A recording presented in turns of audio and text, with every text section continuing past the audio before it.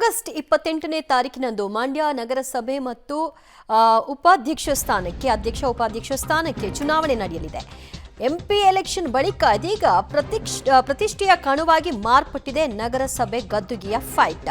35 ಸದಸ್ಯ ಬಲದ ಮಂಡ್ಯ ನಗರಸಭೆ ವಶಕ್ಕೆ ಪಡೆಯುವುದಕ್ಕೆ ಜೆಡಿಎಸ್, ಬಿಜೆಪಿ ಮತ್ತು ಕಾಂಗ್ರೆಸ್ ಫೈಟ್ ಅನ್ನು ಆರಂಭಿಸಿದೆ.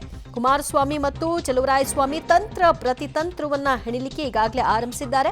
ಚುನಾವಣೆ ಘೋಷಣೆ ಬೆನ್ನಲ್ಲೇ ಸದಸ್ಯರಿಗೆ ಪ್ರವಾಸ ಭಾಗ್ಯವನ್ನು ಕೂಡ ಕಲ್ಪಿಸಲಾಗಿದೆ. ಜಮ್ಮು ಕಾಶ್ಮೀರ, ದೆಹಲಿಗೆ ಜೆಡಿಎಸ್ ಕಡೆಯಿಂದ ಬಿಜೆಪಿ ಸದಸ್ಯರು ತಯಾರಿ ಮಾಡಿಕೊಂಡಿದ್ದಾರೆ. ಇತ್ತ ಪಕ್ಷೇತರರೊಂದಿಗೆ ಕೈ ಸದಸ್ಯರು ಕೂಡ ಗೋವಾ ಟ್ರಿಪ್ಗೆ ಅಣಿಯಾಗ್ತಾ ಇದ್ದಾರೆ. ಮತ್ತಷ್ಟು ಮಾಹಿತಿ ಪಡೆಯೋಣ ನಮ್ಮ ಪ್ರತಿನಿಧಿ ರೋಹಿತ್ರಿಂದ. ರೋಹಿತ್, ವಿಪ್ ಅನ್ನ ಕೊಡೋದು, ತಮಗೇ ಓಟ್ ಹಾಕಬೇಕು ಅಂತ ನಿಯಮಗಳನ್ನ ತರೋದು, ಇದೆಲ್ಲದರ ಹೊರತಾಗಿಯೂ ಇದೊಂಥರ ಆಮಿಷನಾ ಟ್ರಿಪ್ಪು?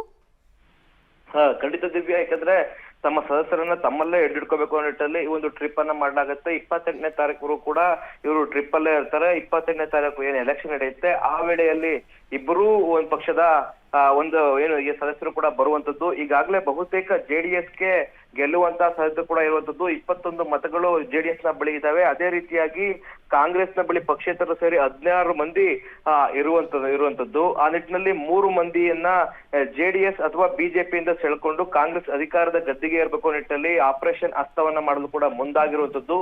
ಈ ನಿಟ್ಟಿನಲ್ಲಿ ತಮ್ಮ ಸದಸ್ಯರನ್ನ ಇಟ್ಕೋಬೇಕು ನಿಟ್ಟಿನಲ್ಲಿ ಜೆಡಿಎಸ್ ಕೂಡ ವಿಪ್ ಅನ್ನ ಜಾರಿ ಮಾಡಿದೆ. ಜೊತೆಗೆ ಈ ಒಂದು ಟ್ರಿಪ್ ಅನ್ನ ಮಾಡಿರುವಂತದ್ದು.